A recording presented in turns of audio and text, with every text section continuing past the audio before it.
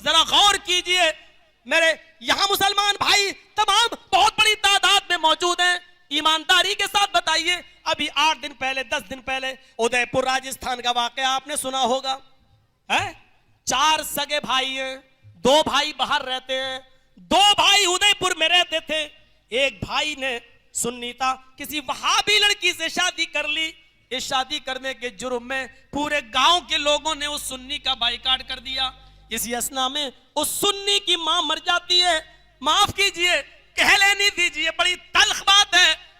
2 भाई तो बाहर से नहीं आ सके, 2 भाई इस उदयपुर में रहते हैं, लेकिन एक भाई को पूरे कौम के लोगों ने और पूरे समाज ने अपनी मां को हाथ नहीं लगाने दिया, उसको गुस्ल नहीं शामिल नहीं होने दिया, उसके जनाजे में उसको शामिल नहीं होने दिया, अपनी मां को कांधा नहीं देने दिया, उसको मुसलमानों के कब्रिस्तान में दफन नहीं होने दिया। मेरे भाइयों, ईमानदारी के साथ बताओ, इंसानियत कहां मर जाती है, कहां खत्म हो जाती है? यही उदयपुर वो सरजमीन है जहां एक दफा एक इंसान को दफन कर देने के बाद यहां से उसकी लाश को निकाल दिया जाता है और उस आदमी की लाश को उसके घर पहुंचा दिया जाता है। आप अंदाजा लगा सकते हैं रोहिंग्या के मुसलमानों पर, बर्मा के मुसलमानों पर जुल्म हो रहा है। मौलवी जर्जीस यूपी में जुलूस निकाल रहा है और धरना दे रहा है, अनशन और भूख हड़ताल पर बैठता है और ये नहीं पूछता है वो रोहिंग्या के मुसलमान सुन्नी है, देवबंदी है, शिया है, बरेलवी है, क्या है? मैं तो उनके गम में शरीक होकर जुलूस निकालूं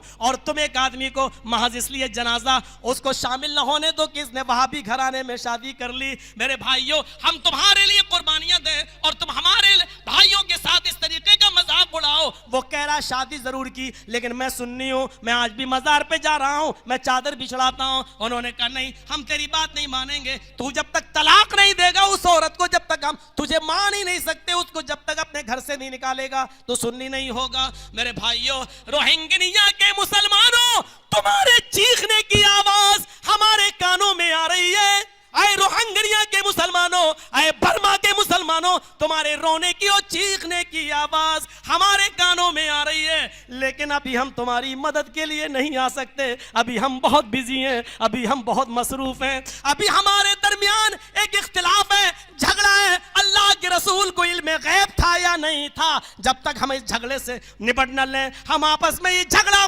हल ना कर लें, हम आपस में इस मसले का हम डिसाइड ना कर लें, तब तक हम तुम्हारी मदद के लिए नहीं आ सकते। आए रोहिंग्या के मुसलमानों, हम तुम्हें सॉरी कहते हैं। आए बर्मा के मुसलमानों, तुम्हारी बहनों बेटियों की इज्जतें लुट रही है, हमें मालूम है, उनकी चीख और पुकार हमारे कानों में आ रही है, लेकिन अभी हम तुम्हारी मदद के लिए नहीं आ सकते। हमारे दरमियान झगड़ा है, तरावी 8 रकात है या 20 रकात, जब तक हम इस मसले को नहीं निपटा लेंगे तब तक हम तुम्हारी मदद के लिए नहीं आएंगे।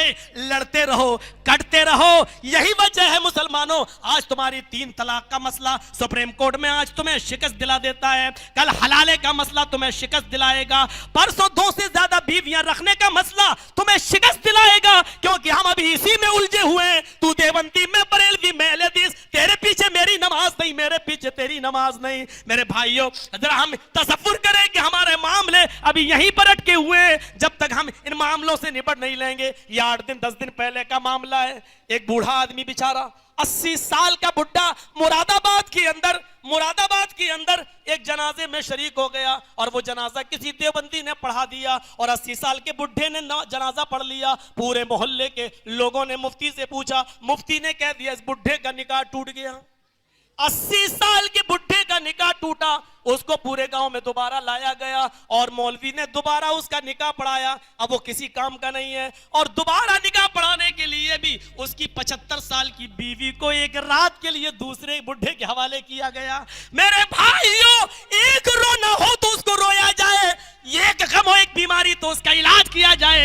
यहाँ तो कैंसर हो चुका है, यहाँ तो लाइलाज बीमारियों में हम मुब्तला हो चुके हैं। हम अंदाजा लगाएं, हम गला फाड़ फाड़ के चीखें, हम चिल्लाएं, तुम हमें अपनी मस्जिदों से निकालो, इसलिए कि हम वहाबी हैं, हम जोर से आमीन बोल देते हैं। लेकिन जब बाबरी मस्जिद का मसला आता है तो हम कभी ये नहीं कहते कि कि वो तुम्हारी मस्जिद है या हमारी मस्जिद है, हम हमेशा ये कहते हैं वो अल्लाह का घर है, वो अल्लाह का घर है, हम तुम्हारे साथ है, अल्लाह के घर की हिफाजत होनी चाहिए। मेरे भाइयों, अगर अपनी अपनी इजारातदारी कायम करोगे तो तुम रह कितने जाओगे। इस वक्त जरूरत है एक प्लेटफॉर्म पर आने की, अपने आपसी इख्तिलाफात को मिटाने की और मजबूत दीवार एक मोतियों की तरह एक धागे में पुरने की। मेरे भाइयों, अपने घर के झगड़े अपने घर में रखो, इसको कोर्ट तक मत आने दो। हम लोग बैठ के इन मामलों को निपटाएं, वरना क्या जवाब दोगे रोहिंग्या के मुसलमानों को? क्या जवाब दोगे आप उन बहनों की लुटती हुई इस्मतों और इज्जतों को? क्या जवाब दोगे? क्या हम इस मामले में उलझे हुए थे? हमारे दरमियान ये इख्तिलाफात थे, क्या जवाब दोगे? मेरे भाइयों, वस्कुरु निअमतल्लाहि अलैकुम इज़ कुंतुम आदाअन फअल्लफ़ बैन क़ुलूबिकुम फ़अस्बहतुम बिनिअमतिही इख़वाना। याद करो अल्लाह की उस नेमत को जो उसने तुम्हारे ऊपर की है। तुम आपस में एक दूसरे के दुश्मन थे। इज़ कुंतुम आदाअन, आपस में एक दूसरे के दुश्मन थे। एक एक रोटी और एक एक गोश्त की बोटी के पीछे एक दूसरे का कत्ल कर दिया करते थे। आपस में तुम लड़ जाए और मर जाए मार डाला करते थे।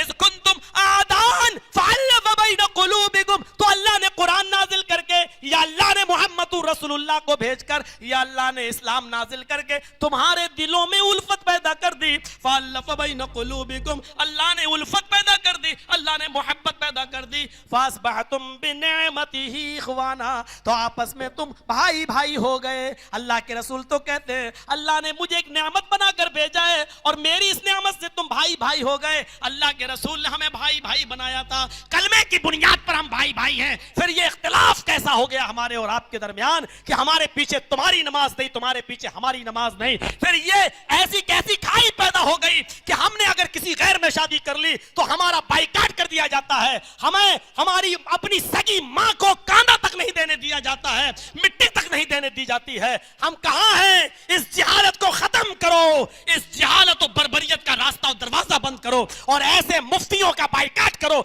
जो इस हद तक शरंगेजी पैदा कर रहे हो, इस हद तक फितना पैदा कर रहे हो और आपस में तोड़ने की कोशिश कर रहे हो। तोड़ने वाला कभी धर्म नहीं हो सकता।